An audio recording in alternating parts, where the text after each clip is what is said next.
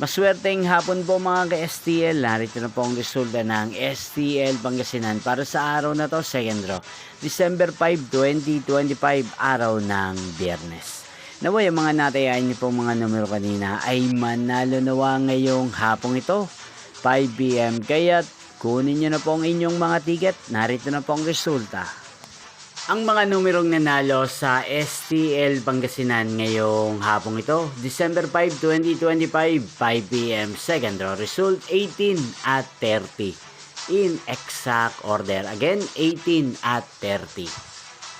At ngayong hapong ito sa STL Pangasinan, natin pong i-shoutout si Kuya Arthur ng Pangasinan na araw-araw pong nanonood sa channel ito. Shoutout po sa inyo Kuya Arthur, sana po ay nasa maayos kayong kalagayan.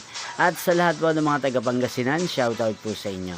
Inyo pong napanood ang resulta ng STL Pangasinan sa channel na to, Roderick Hernandez TV.